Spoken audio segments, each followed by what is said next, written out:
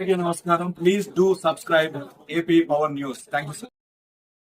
RTC bus బోల్తా అనకాపల్లి జిల్లా యలమంచిలి జాతీయ రహదారిపై పురుషోత్తమపురం దగ్గర టెక్కల నుంచి రాజమండ్రికి 22 మంది ప్రయాణికులతో వెళ్తున్న ఆర్టీసీ బస్సు యలమంచిలి మండలం పురుషోత్తమపురం వద్ద ద్విచక్ర వాహనం బైక్ ని తప్పించబోయి బోల్తా పడింది.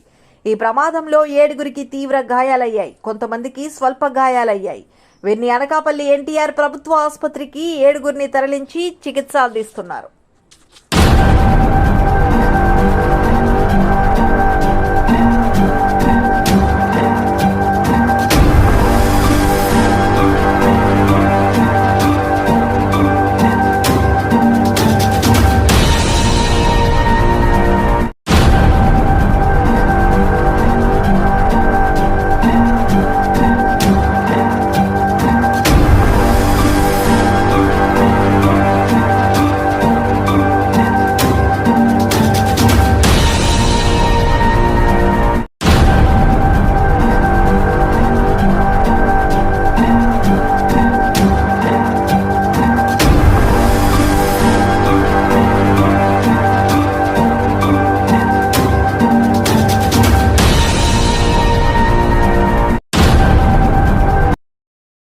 ప్రమాదం మేము వస్తున్నాం సార్, ఇక్కడే డ్యూటీ మరి ఎక్కడ మారి వస్తుంటే బైక్ వాళ్ళు వచ్చి సడన్గా వచ్చేసారు.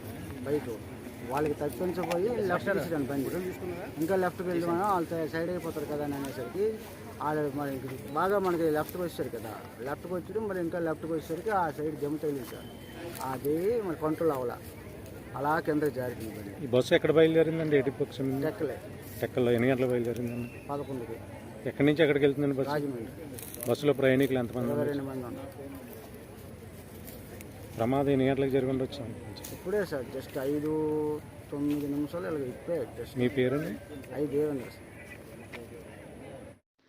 Please subscribe our channel AP Power News.